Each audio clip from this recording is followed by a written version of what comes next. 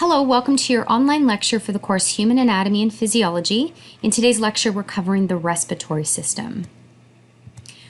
What's the purpose of our respiratory system? Well, we need to be able to breathe in oxygen to supply all of the cells that make up the tissues of our body, and we need to be able to dispose of carbon dioxide, which is the waste product that cells will give off once they've used oxygen for cellular respiration. We have various organs that make up our respiratory system. We have the nose, because many of us do breathe in through our nose. And then moving backwards, here's our nasal cavity. Moving backwards, we reach the pharynx, which you know of as the throat. Then as we move further down, we reach the level of the larynx, and this is the voice box. This is what protrudes outward more in males than females and is sometimes called the Adam's apple. As we continue to move down here, we have the trachea. This is the windpipe. And then we have these branches here called the bronchi. And the bronchi are going to split into each of our two lungs. And although it's not evident on this image, way down deep in our lungs, the level where oxygen is actually going to be transmitted from our lungs into our blood is at the level of the alveoli. And so it's the alveoli, as mentioned on the last slide, that is where gas exchange is going to occur. So very important structures. And we'll look at them a little bit closer shortly. We have an upper respiratory tract and we have a lower respiratory tract. And you need to be aware of what is really composed of each part. Our upper respiratory tract is including all of the passageways that air would flow from our nose down to the level of the larynx. And then almost as if we drew a line here, approximately here, below this, so if this is our upper respiratory tract, below this we have our lower respiratory tract, which includes the rest of your trachea past the larynx, and then everything all the way down to the level of the alveoli where gas exchange occurs. And a lot of the passageways where air will flow is going to purify the air, it's going to humidify the air and warm the air that's coming in. And this has to do with both the upper and the lower respiratory tracts, is preparing this air, primarily occurring in the upper, but preparing the air for actual use.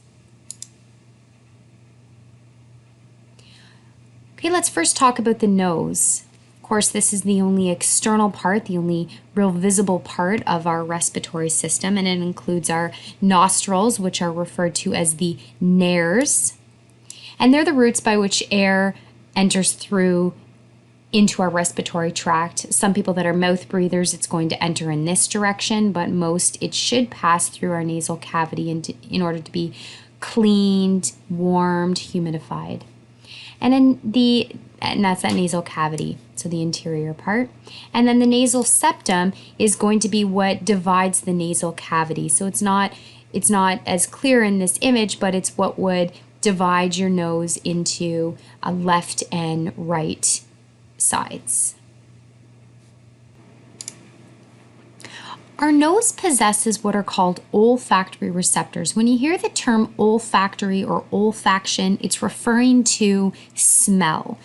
And these are located within the mucosa of our nose, but the rest of the cavity is lined with respiratory mucosa. So this is relevant to today's lecture, which is primarily involved with moistening the air, trapping incoming foreign particles. So a lot of those hairs that we have in our nose actually play a particular role in keeping air that we breathe in clean, or at least cleaner. And there's also enzymes that are present within this mucous membrane that help to destroy any bacteria that do enter your nose, hoping to catch it before it invades into your body.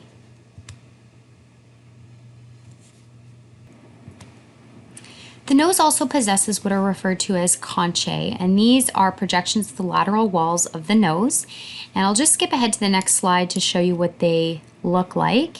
You can see here that we possess nasal concha, superior, middle, and inferior nasal concha. So if you follow the arrow here, we have this superior one, this middle one, and this inferior one. And you can hopefully see that these are projections of the lateral wall of the nose.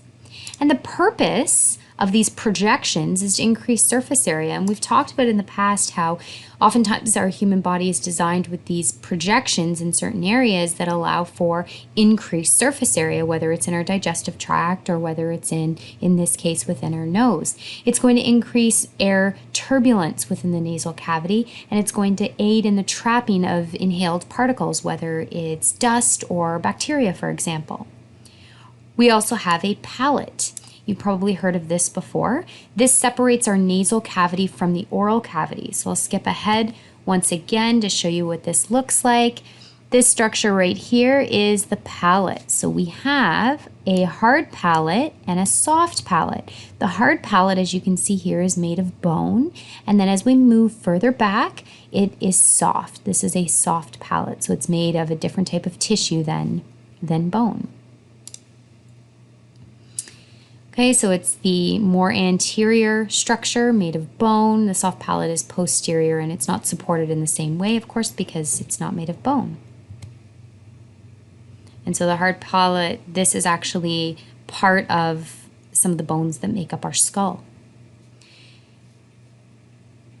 The term sinuses you've heard of before, but they're more appropriately called the paranasal sinus. So para really on either side of, nasal being nose. So sinus is found on either side of the nose.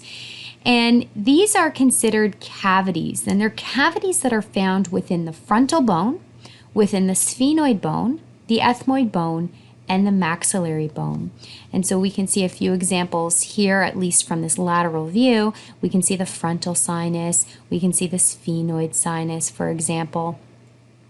And the purpose of these sinuses, these cavities within the bone, are to lighten our skull so that our head is not so heavy.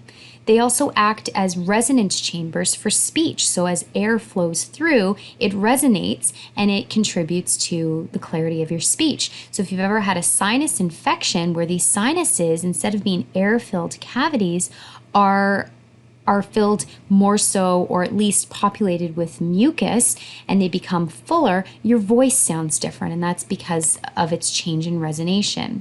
The sinuses have the ability to produce mucus, as I just stated. So when you have an infection, mucus will be produced that will work to try to trap the bacteria or the virus that's infecting the sinuses, to help engulf it. And then when you blow your nose, or sometimes it gets brought back down into your throat and spit out, it's to try to get rid of that pathogen. The pharynx, we already stated, is commonly referred to as the throat, and it consists of these muscular passageways that extend all the way from your nasal cavity down to the level of your larynx. So we're looking from here down through here, these colored regions. And there are three particular regions of the pharynx that you need to be aware of: the nasopharynx, the oropharynx, and the laryngopharynx. But instead of just memorizing this, look at what the terms actually break down. We know pharynx refers to the throat, but the prefix here, naso, refers to the nose. So this is the part of the throat that's behind the nasal cavity. The oropharynx, oro refers to the mouth. Think of your oral cavity. So that would be the region behind the oral cavity. And then we have the laryngopharynx. So this would be the region that is in around the level of your larynx or your voice box. So right here.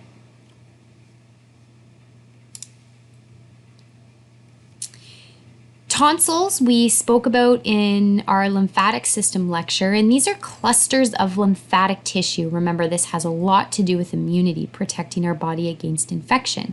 And we spoke in the past when covering the lymphatic system that tonsils were once thought to be not really playing much of a valuable role, but then upon analyzing them even closer, especially once technology allowed us to, we found out that they're made up of lymphatic tissue, which we know plays a role in our immunity. But the tonsils, this is really a collective term for different types of tonsils that we have. So we have here pharyngeal tonsils that are referred to as the adenoids. You may have heard of the adenoids before. These are also frequently removed. We have the palatine tonsils. These are located at the level of the oropharynx. So they kind of hang off the soft palate. And these are the ones that are removed when people have tonsillectomies. Their palatine tonsils are removed. So again, at the back of the soft palate, so here's the soft palate, hanging at the back are the palatine tonsils, and these are what your doctor can see, and even sometimes yourself, if you open up your mouth and you say ah, which drops your tongue down and opens up your mouth, these can become quite infected. And it would make sense why. If pathogens get in through your mouth, they're coming into contact with these tonsils, and these tonsils can try to fight off that infection and try to contain it so that it doesn't enter your body, but sometimes they become infected themselves, and if it's bacteria, then they would need to be treated with antibiotics. Then we have the lingual tonsils. These are found at the base of the tongue, so you can see lingual. Lingual refers to tongue, and so these ones are located at the base of the tongue here. And I didn't point out the pharyngeal tonsils, so these are here, and these, when they become inflamed, can really block off, if they get really large, can block off a lot of that normal pathway for air to flow. And so these individuals can sound very nasally sometimes when they speak. But these do start to shrink just naturally on their own once we get older. So they're more commonly removed in children, because once you're an adult, usually, of course not in every case, they've become quite small. But if they become infected frequently, then removing them might be better than keeping them. The larynx we spoke about being the voice box, or called the Adam's apple in males.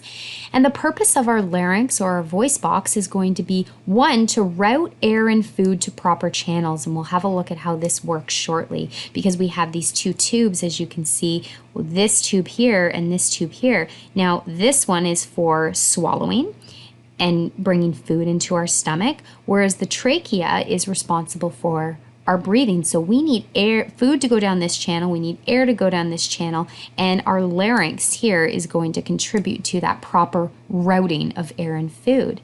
Our larynx plays a role in speech. Of course, it's called the voice box. It's found just below the pharynx. So if here's the pharynx, the back of the throat. Remember, we have our naso-oral and laryngopharynx. Then we have our larynx here. And what it's composed of is these 8 rings of hyaline cartilage. And it's one of the cartilages that you need to be aware of is called the thyroid cartilage. And it's the thyroid cartilage that is the largest cartilage, largest hyaline cartilage of the larynx, and it's what gives that prominent Adam's apple in males.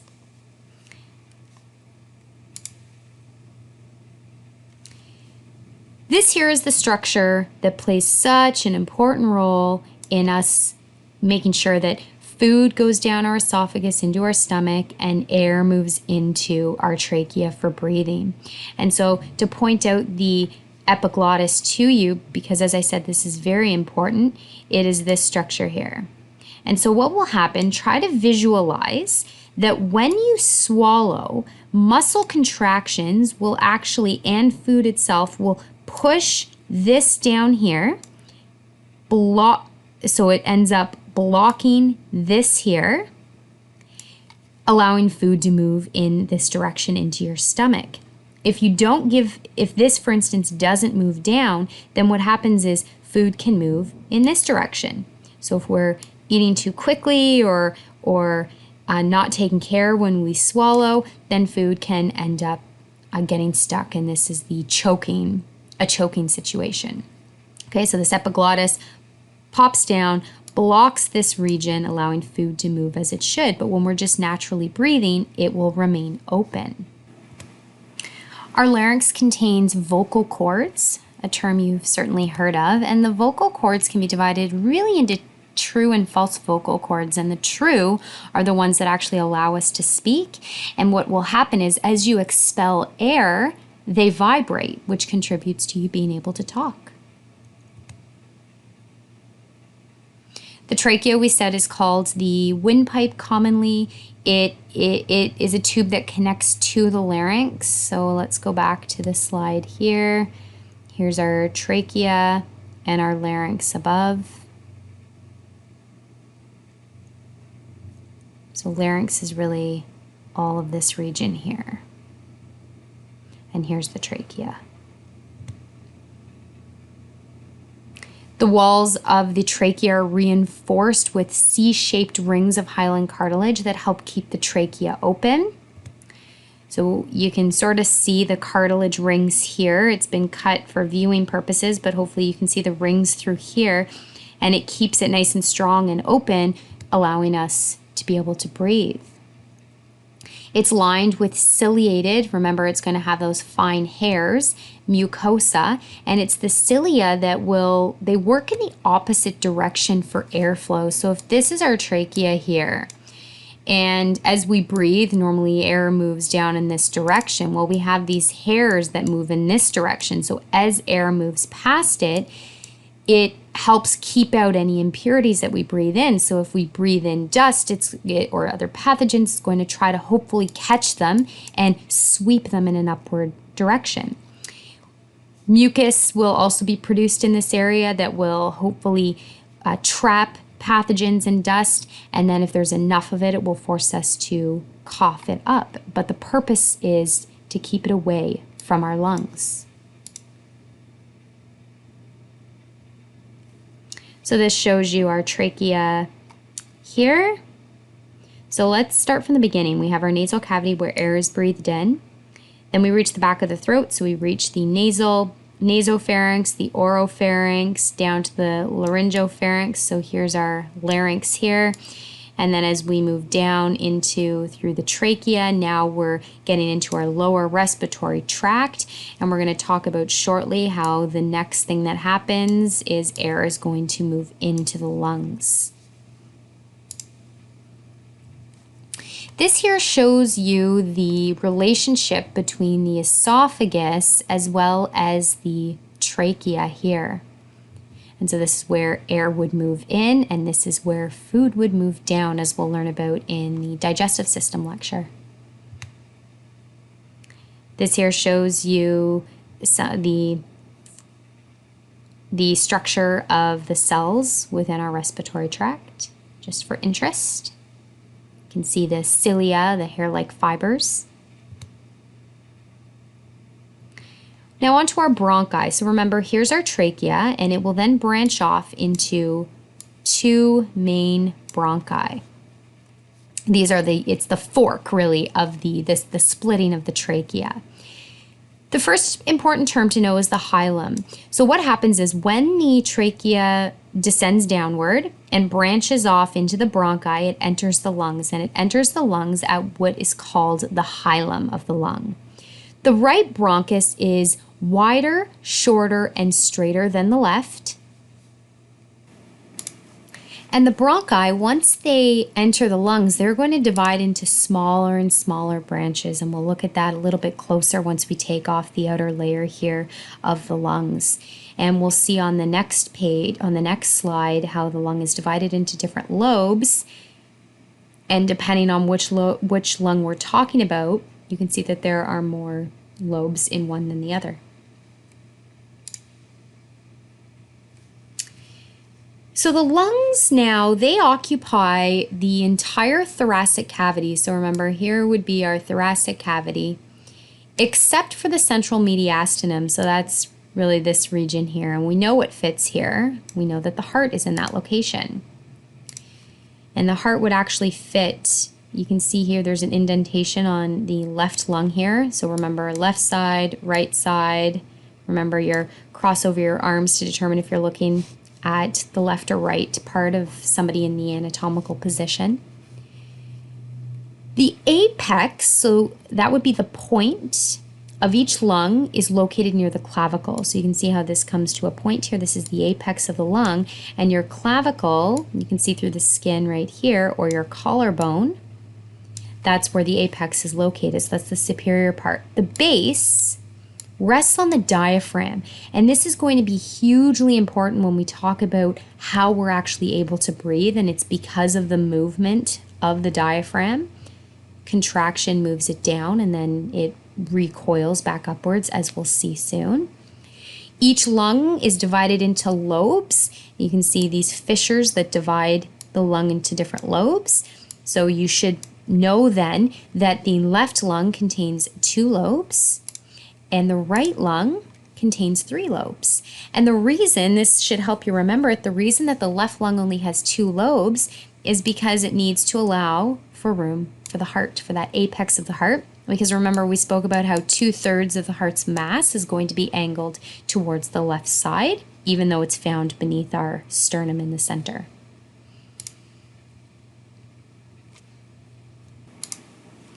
We introduced this next concept when we spoke about the body surface linings and membranes. And the serosa covers the outer surface of the lungs. And we introduced this as being the visceral pleura and the parietal pleura. Remember that the visceral pleura, viscera means the actual organ itself, so this is going to actually cover the lung surface itself, and the parietal pleura is going to line the outside of that. So we'll have a closer look at that on the next slide. But in between these 2 layers, we have a space. Okay, so we have 2 layers and we have a space in between them, and in between that space, which is called the pleural space, pleural refers to the lungs, is a fluid. And this fluid is going to allow for nice movement during breathing. It prevents friction. Otherwise, these 2 layers would rub against each other. And there are conditions where people don't produce much fluid, or there's inflammation in the area that can cause a lot of issues with proper respiration. So here we can see the different layers. So I'll point out to you, we're looking here, if you can have a look at what this cross section looks like, this transverse cross section or horizontal cross section. We can see the parietal pleura as that more outer layer. So here's our skin, the more outer layer. Then we have the visceral pleura, the more inner layer that actually lines the lungs themselves. So here's your lung.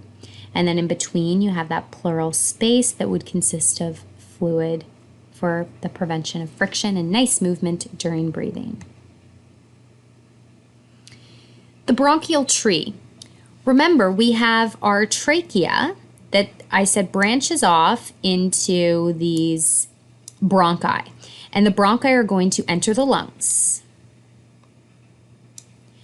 at the level of the hilum.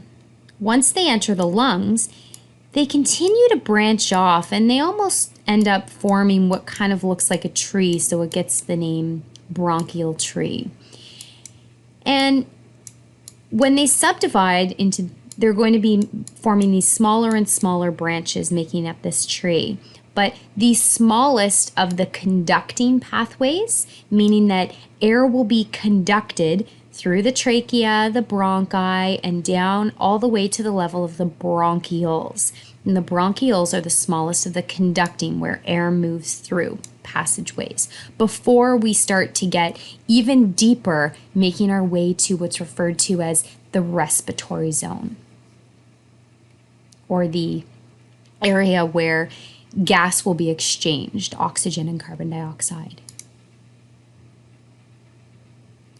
The next structure to speak of are terminal bronchioles. So this is where we end up at the end of our bronchial tree, terminal bronchioles.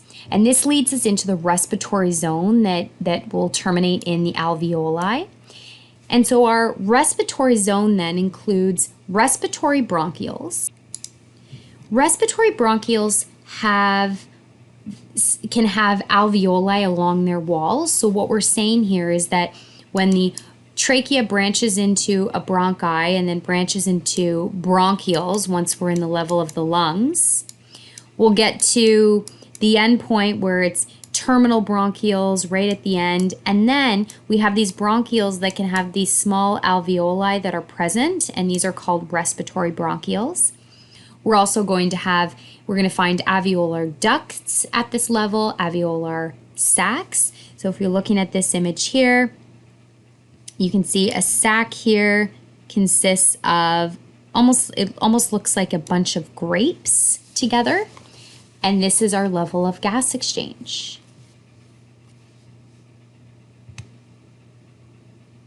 Here it is a little bit closer. Okay, a little bit more about alveoli. The type of tissue that, or cell type that makes up alveoli are simple squamous. So remember, single layer of flat epithelial cells. And that really makes up the walls of the alveoli. And that's going to be really helpful with allowing for the movement of air. Alveolar pores exist that help connect neighboring air sacs. So let's look at this previous slide a little closer at those alveolar pores holding together the different air sacs. And you can see the duct here.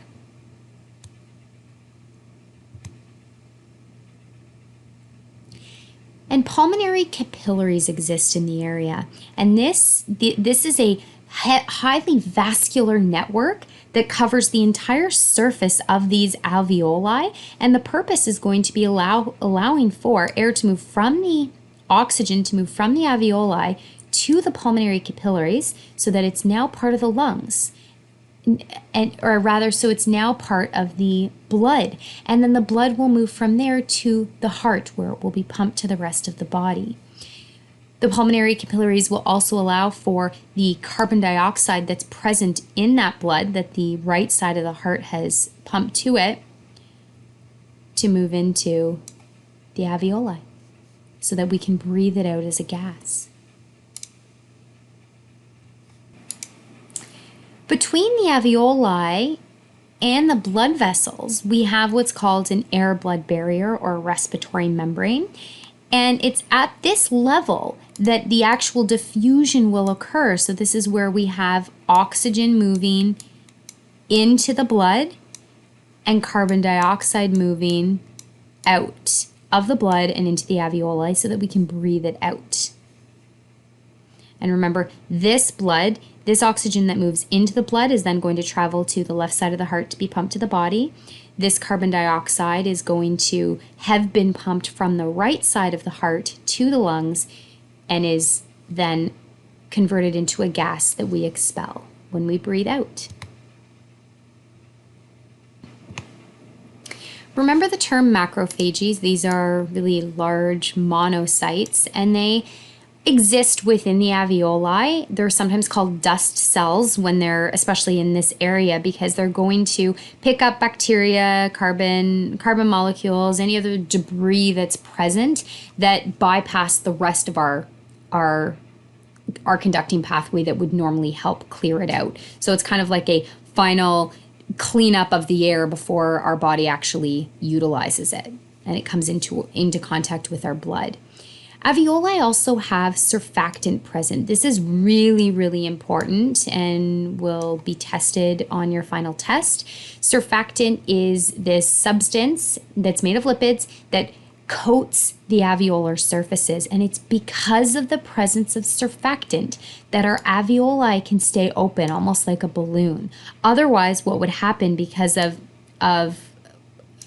attractive forces because water is present on the inside, it would cause it to move inward and collapse whenever there wasn't air in there. So very, very important that surfactant covers this outer wall and keeps our alveoli from collapsing.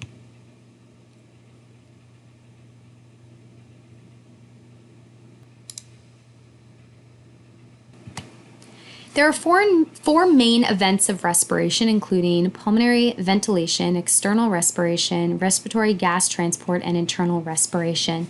And in this order as well, we're going from stage 1 to stage 4. So the first thing is that we have to actually breathe air into and out of, but into our lungs. So the term breathing. Pulmonary ventilation refers to breathing.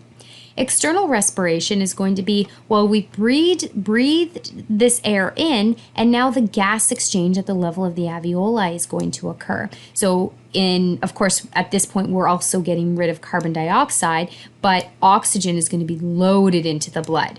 Then this oxygen is going to transported to all areas of the body that require oxygen for survival. Now, if we're looking in the opposite direction here, carbon dioxide, of course, is also going to be transported in the bloodstream to get to the lungs. And then internal respiration is going to be where the oxygen of your blood is going to diffuse into all the cells of your body that need the oxygen, and of course at the same time carbon dioxide is going to be unloaded. And that's called internal respiration. That's where we utilize oxygen for survival, and it also contributes to the presence or the development of energy, or ATP, as we'll review in a later lecture. So once again, if we're going to look at it from the point of bringing oxygen in to supplying our tissues. We breathe air in. Air reaches the level of the alveoli where the oxygen is loaded into the blood. Then this oxygenated blood is going to end up at the left side of the heart, which is going to be pumped to the rest of the body. Then once all of the cells in your body once cells of your body receive this oxygenated blood, it will take what it needs from it and use it for survival.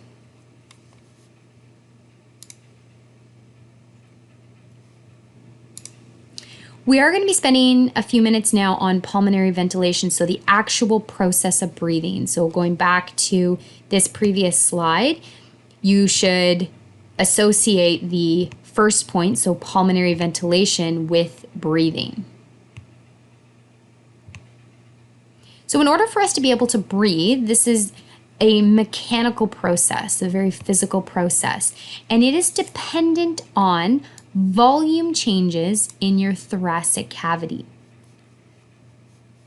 When volume changes, this will lead to pressure changes, and it is the changes in pressure then that will allow for the flow of air.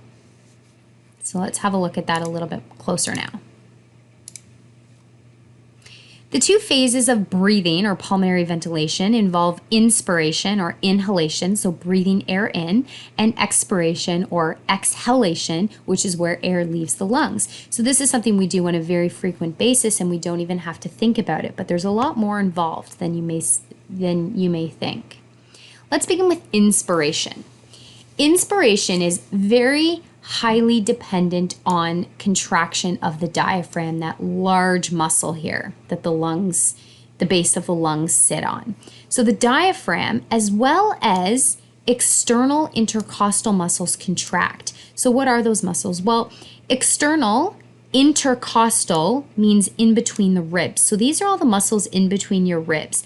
If you've ever had what is referred to as a stitch in the side, where you feel like you've got this sharp pain in between your ribs and it hurts to take a breath in, it could be that you're having a spasm of one of the muscles or the intercostal muscles that reside in between your ribs, which can make taking in a deep breath or even breathing out a little bit difficult until it settles down. So both diaphragm and external intercostal muscles contract. But what's really important for you to know is that when the diaphragm contracts, and this is there's common mistakes with this made by many students, is that the diaphragm moves down. So make note of that right now, that when you take a breath in, the diaphragm, in order for you to take a breath in, the diaphragm has to move down. And what I want you to try to visualize here is that when the diaphragm moves down, and in addition, the rib cage has to open up, right, to allow air to move in. So when your diaphragm moves down and your rib cage moves kind of up and out, try and visualize that this is going to increase the volume or the area in your thoracic region, because it's all opening up. This is moving down, this is moving out. And when it opens up, the area opens up. So it's going from, say, a smaller size to a larger size as it opens up. Pressure changes. Pressure is a lot higher in this smaller area than when we open it up. So the pressure inside decreases. So right away, make the association that when volume goes up, pressure in that area goes down. Gas always wants to move from an area where it's in higher pressure to lower pressure.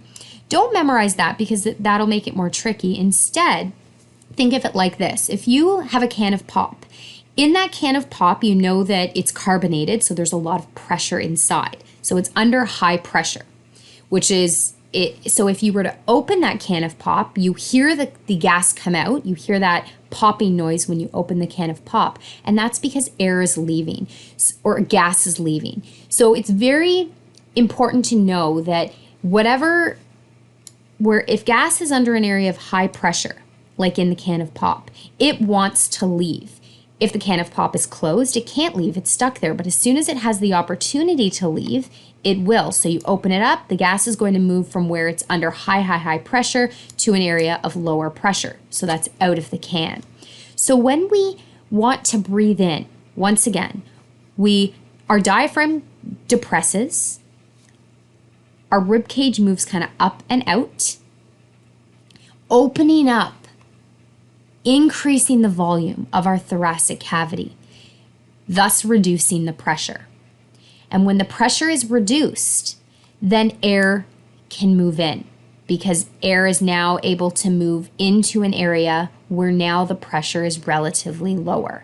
And this will happen until it's equalized. So this is just the process then of you being able to take air in. Let's summarize that. You should know then that in order to inspire, the diaphragm needs to move down. The external intercostal muscles kind of pull up and out, allowing for increase in volume within our thoracic region. When we increase volume, this is going to automatically reduce pressure, because if this is what it was, and now this is what it is, you can see how the pressure would be less here. And this allows gas to move from where it's in higher relative pressure now, so outside to inside, because we've reduced the inside pressure. And gas wants to move from high to low. That is inspiration. Expiration is, for the most part, the opposite, with a few other important points to make. In order to exhale, first thing I want you to be aware of is that this is quite largely a passive process. Because when we spoke about on the last slide with the diaphragm contracting with inspiration, this is a main feature of inspiration. That big diaphragm contracts and it moves down for inspiration. But when we expire, I want you to think of it as all of a sudden just slinging back up. Okay, so the diaphragm kind of slings back up. So it's considered more of a passive process because it's not contracting in the same way that it does for inspiration. And so then the opposite occurs. So in order for us to expire, what will happen is a decrease in volume. So that diaphragm slings back up, reducing the overall relative size of the thoracic cavity, increasing pressure. So if you think about it, if we have this region here with gas in here, and then all of a sudden we make it smaller because that diaphragm makes our thoracic cavity smaller when it slings back up, we have the same amount of gas in each. Where's pressure going to be higher? It's going to be a lot higher here. Where does gas want to move? Well, it's under high pressure here, so it's going to want to move out. So once we've increased pressure then, now gas has the ability to move outwards because it's under higher pressure and it wants to move out. And this will also happen to equalize the pressure.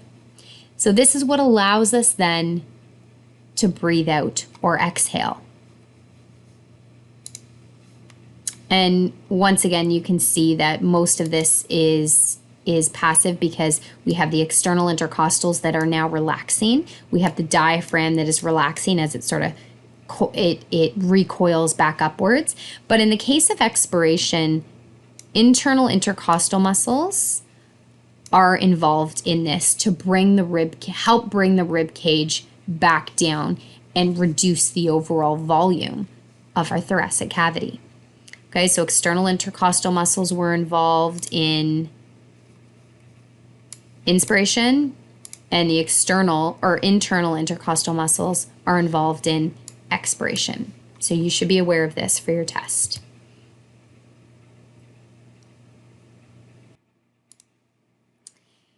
The last point to bring up relating to this topic of breathing is intrapleural pressure. So this is the pressure that's found within the pleural space.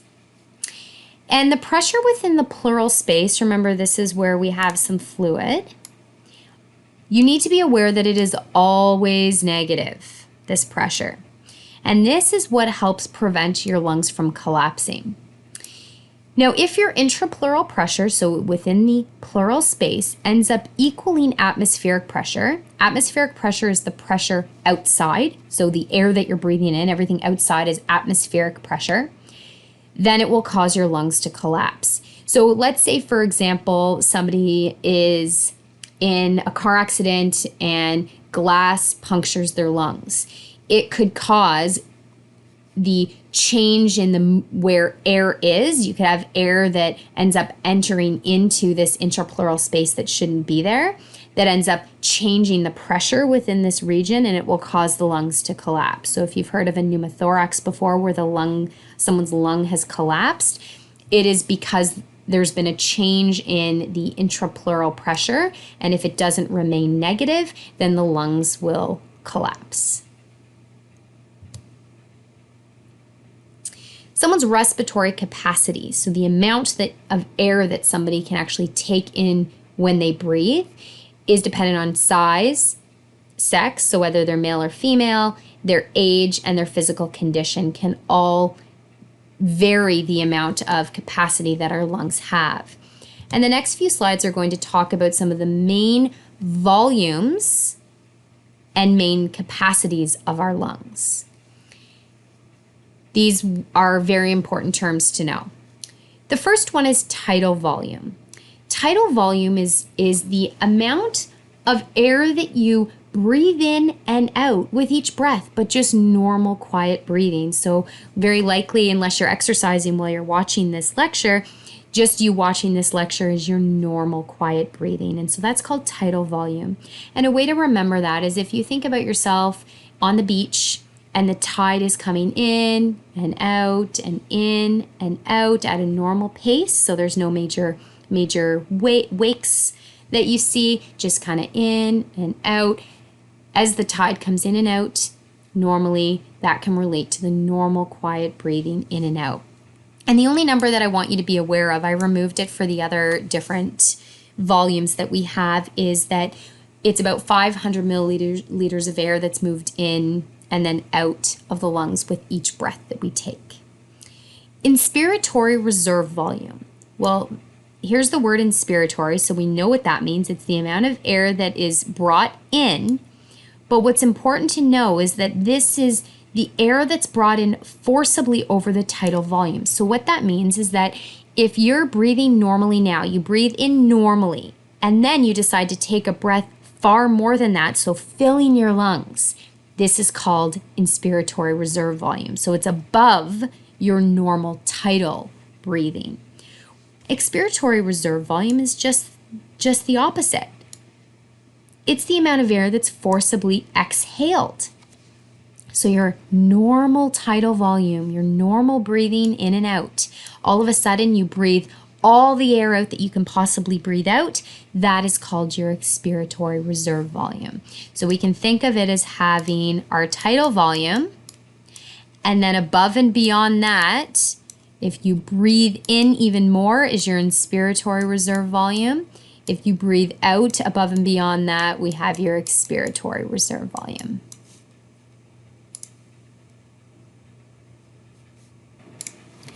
So if you decide to take a breath in, and then I said to you, now I want you to breathe all that air out, you actually cannot breathe all of the air out that you breathed in.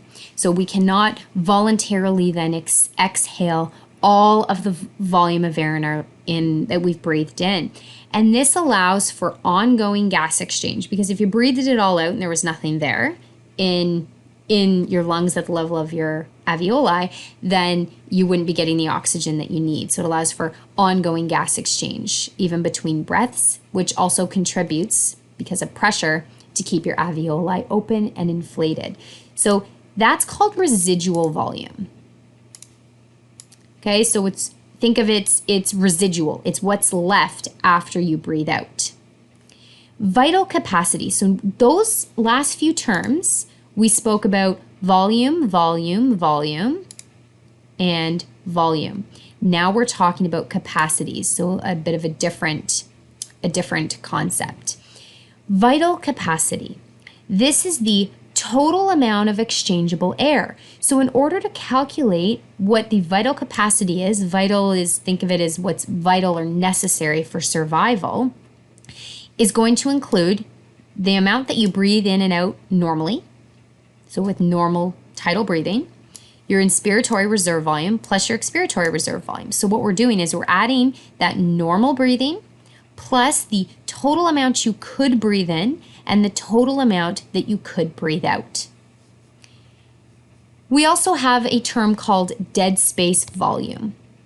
Dead space volume is the air that remains in the conducting zone. So when we breathe, not all of that air is actually going to reach the level of the alveoli and be available for gas exchange. Some of it remains, and it's considered dead space volume because it remains in an area that is never going to be used for gas exchange. And it really ends up being unusable air.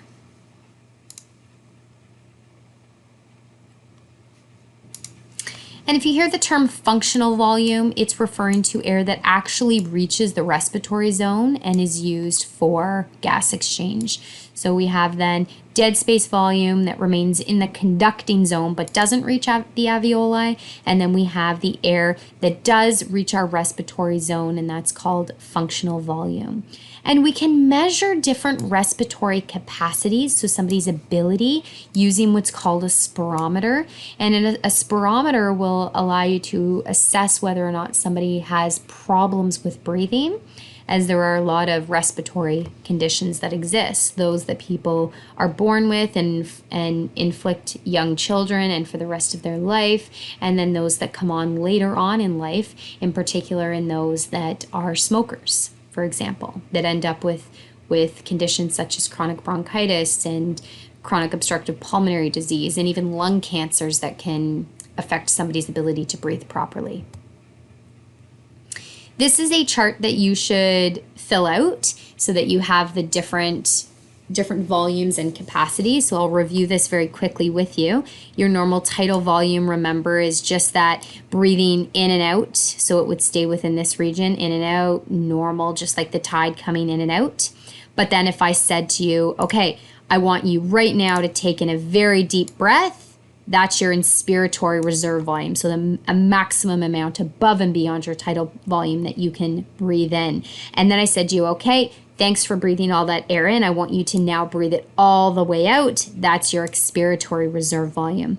Now you might look at this and say, well, look how much more we can breathe in than breathe out. But remember what I said to you is that you can't ever fully breathe out everything from that initial large breath in, and that's what's left over is called the residual volume. So really, the expiratory reserve volume and the residual volume equal that total amount of air that you initially breathed in when I said take a deep breath. The final two terms to be aware of, one of them we already spoke about, is vital capacity, and I had said that that is your tidal volume plus your inspiratory reserve volume plus your expiratory reserve volume. So this is what's vital for survival, you could think.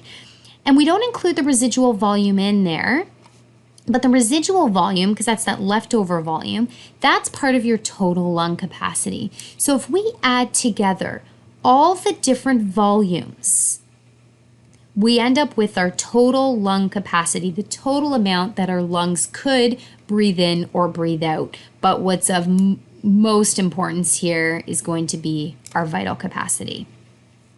So make sure you fill out the diagram in the workbook that you were provided.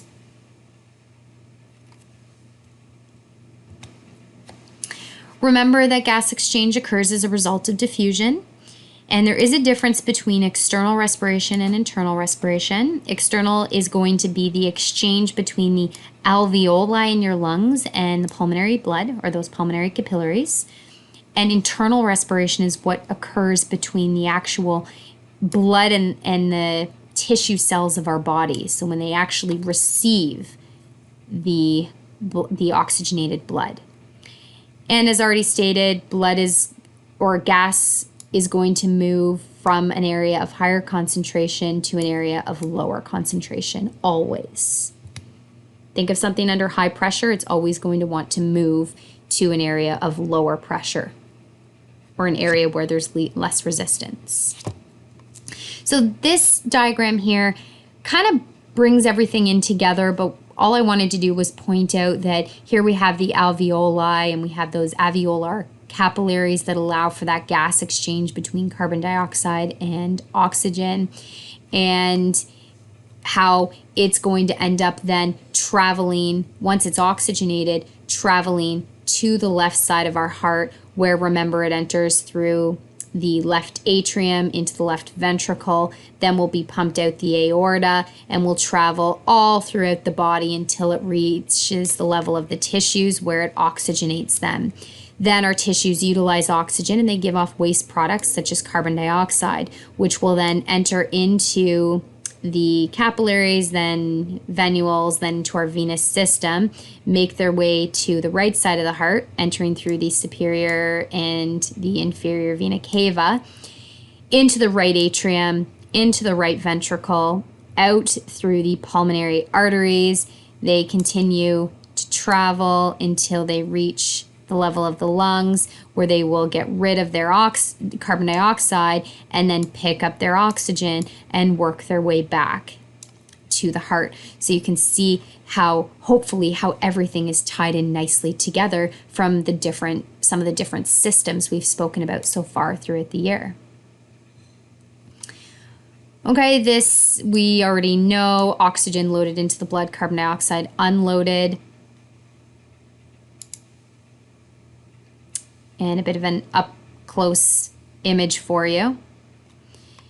So oxygen entering into the blood, carbon dioxide leaving the blood. And in order for oxygen to actually be carried throughout our body, we're going to talk about how both oxygen and carbon dioxide are carried throughout our body, because they aren't just carried as simply as oxygen or carbon dioxide floating around in the blood. They do have to be carried in a particular way.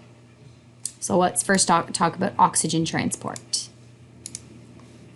Most of the oxygen in our body, in our blood, is going to attach itself to hemoglobin. And we've already talked about that. We spoke about how red blood cells have this hemoglobin that's attached all throughout it. So this is an example of one hemoglobin. And on each hemoglobin, we had those heme groups in the center, those iron-containing groups in the center, and each one of those can bind a molecule of oxygen, and many are found within each red blood cell. So when it attaches itself to hemoglobin, it takes on the name oxy, the oxygen component, hemoglobin. There is also a small amount that's dissolved within the plasma itself. So remember, we have whole blood that consists of plasma and formed elements. The formed elements include the red blood cells. So you're going to have some oxygen bound to the red blood cells, the hemoglobin, that's part of the formed elements of our whole blood. And then there's going to be a small amount dissolved in the plasma. So make sure you're aware of the different ways that oxygen is carried throughout our body. Now, carbon dioxide is a little bit different. Most carbon dioxide is transported as bicarbonate ion, And you can see that, so here would be our plasma. So it's in the plasma. Here's a bicarbonate ion. And we're going to talk about how this works. So what'll happen is when carbon dioxide comes into the blood, it'll be converted into a bicarbonate ion and carried that way, but then once we need it to leave again as carbon dioxide, we have to convert it back to carbon dioxide for it to leave. So we'll look at that on the next slide. And a small amount in comparison to oxygen is actually bound to hemoglobin, but it's bound to a different site than oxygen is bound to. So we know oxygen is bound to the heme group or the iron-containing group on hemoglobin, but carbon dioxide is going to be bound to the globin part, so a different protein.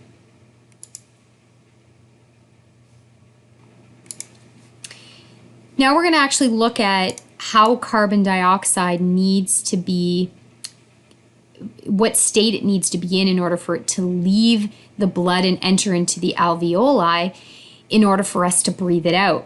So as I told you, carbon dioxide, when it leaves a tissue and enters the blood, enters the plasma, it needs to be converted into a bicarbonate ion. So let's assume that at the level of the tissue, when carbon dioxide leaves and enters the venous blood, it will be converted into bicarbonate ions and transported in the blood, helping keep our blood in the appropriate acid-base balance. But once it reaches the pulmonary capillaries, where it's now ready to leave the bloodstream and enter into the alveoli so that we can breathe it out, well, it needs to be converted back to its carbon dioxide form. So how this is done, and this is summarized for you here, is it needs to be combined with hydrogen ions.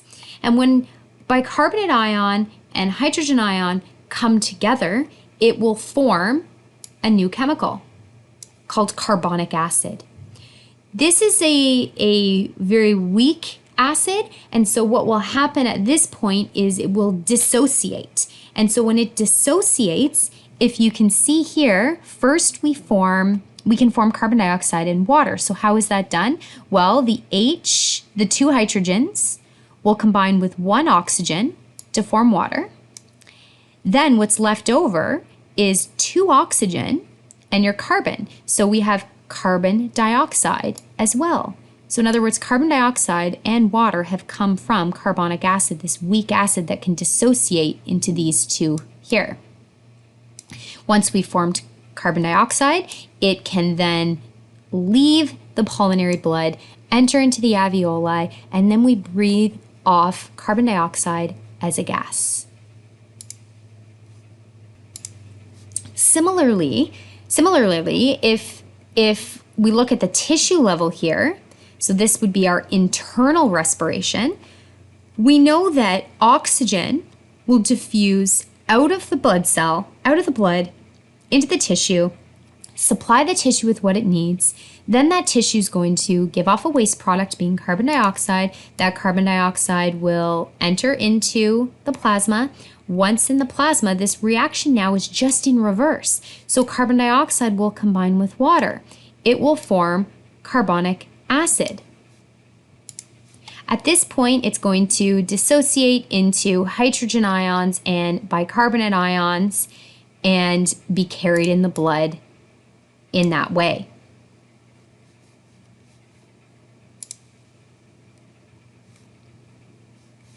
So how is respiration controlled? How is our breathing controlled? Our usual rhythm of breathing that we don't even pay attention to? Well, there's neural regulation. Our respiratory muscles, so those muscles that actually allow for our chest cavity to expand and compress, are regulated by nerves that innervate them. So the muscles then of our chest, so we're talking about the diaphragm and we're talking about those intercostal muscles, are going to be innervated or supplied with by a nerve that allows it to contract. So the phrenic nerve, you should be aware, supplies the diaphragm. The intercostal nerves then supply the intercostal muscles.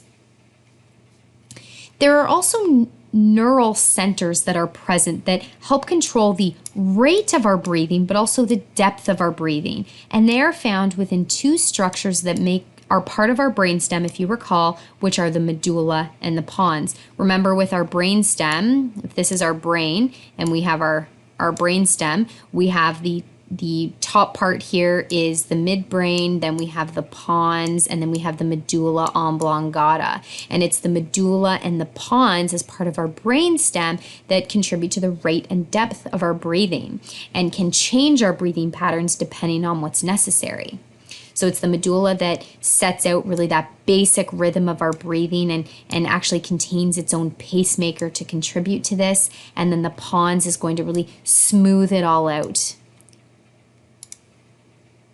Different types of breathing exist, aside from our normal breathing, which is approximately 12 to 15 respirations per minute. So if you've ever taken a personal training course or seen a personal trainer, they might calculate your respiratory rate at rest and then during exercise. So at rest, it should be 12 to 15 breaths per minute. And this normal respiration is called eupnea. So eupnea is not a condition, an abnormal condition. It is just a condition of normal breathing. Now, hypnea apnea. So here, think of the U as being normal, and then if we add hyper instead in front, it means increased respiratory rate. And so this is oftentimes done when your body needs more oxygen, such as during even certain panic states or certain states of exercise. But we just spoke about neural factors relating to nervous control, nervous system control, but there's also non-neural factors that influence our rate and depth of breathing. Physical factors such as increased body temperature, exercise, when we're talking, when we're coughing, the process of volition which just means our voluntary control of breathing. So this is when we can control what we have in control, deciding to breathe heavier or not breathe at all. Emotional factors, of course, can change our breathing. Fear, anger, excitement, and then oxygen and carbon dioxide levels will also change our breathing. So depending on if this is dropping or if this is increasing, our breathing levels will change. So we'll look at, for a couple moments, carbon dioxide and oxygen levels in our body. We need to get rid of carbon dioxide, and this is really the most important stimulus for breathing, because if carbon dioxide builds up in our body, in our blood, then it will change overall functions, and it can lead to acidosis, where our body has so much acid in it that it can be detrimental to our survival. So our rate and depth of breathing can change to accommodate, or in the event of increased carbon dioxide in the body. Other chemical factors include oxygen levels. So when oxygen concentration is reduced, then our body will change its breathing patterns to accommodate that so that we're getting more oxygen in.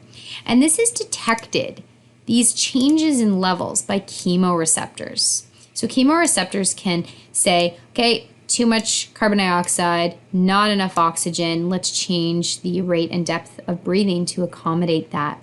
And these chemoreceptors are found at the level of the aorta and the common carotid artery, which is another main branch that comes off near the heart. There's these receptors that have the ability to detect chemicals such as oxygen and carbon dioxide, can also detect whether our blood is too acidic, so it's really detecting the amount of hydrogen ions, which, remember back to talking about the pH scale, that hydrogen is very acidic. So if hydrogen ions are detected in excess, then rate and depth of breathing is changed to accommodate that. Couple other terms, well, ventilation referring to breathing, we can have hyper or hypoventilation. Hyperventilation is when somebody's breathing very quickly. Hypo, they're not breathing quick enough. Hyperventilation can be seen when carbon dioxide levels are too high in the blood, leading to acidosis, as we just spoke about. This will have to pick up our breathing so that we exhale more carbon dioxide in order to elevate our blood pH or really lower the acidity. In these individuals that are hyperventilating, it can lead to apnea and dizziness. Apnea refers to the stoppage of breathing, and it can lead to alkalosis. So we've went from an acidotic state to an alkalotic state because of hyperventilation in some cases. So it needs to be controlled so that somebody doesn't become too alkalotic. And what will sometimes be done, you may have seen this on television or heard of this, where someone's hyperventilating to breathe into a bag in order to breathe back in some of that carbon dioxide. And then hypoventilation, just the opposite, when the blood becomes too alkaline and a person's under a state of alkalosis, this slow and shallow breathing will result to allow for more carbon dioxide in the blood. So we need to keep this acid-base balance. So make sure you can associate then the state of hyperventilation with acidosis. So in other words, hyperventilation will occur when somebody could occur when someone's in a state of acidosis. Hypoventilation could occur when somebody's in the state of alkalosis.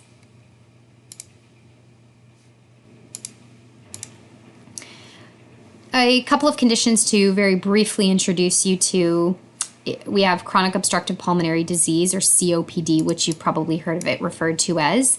And involved in this, it's really an umbrella term that's used to describe progressive lung disease such as emphysema and chronic bronchitis.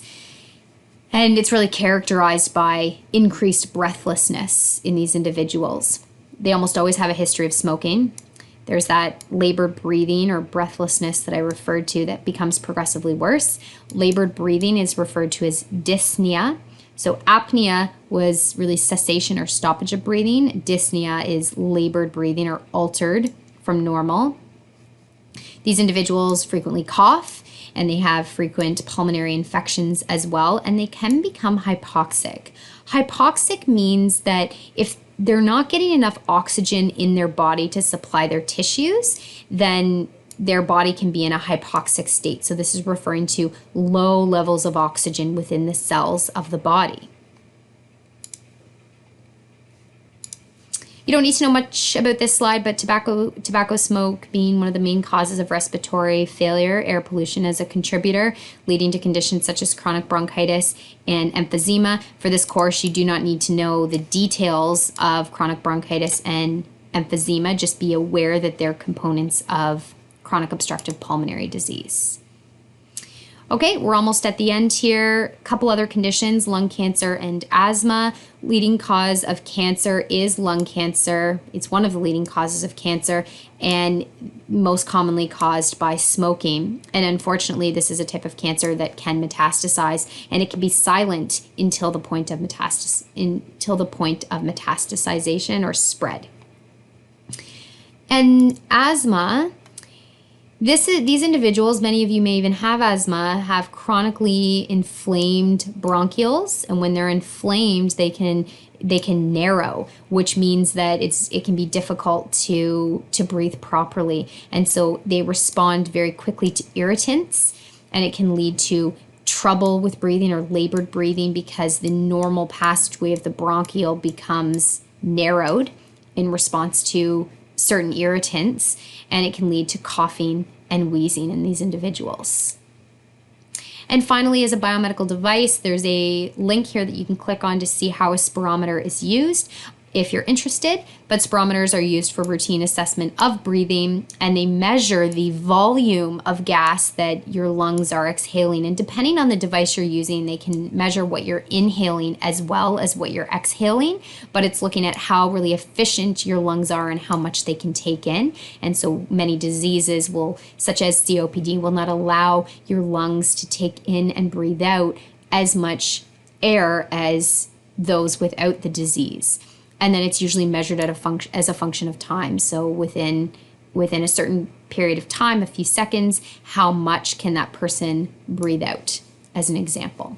Okay, that's the end of today's lecture. Thank you for listening.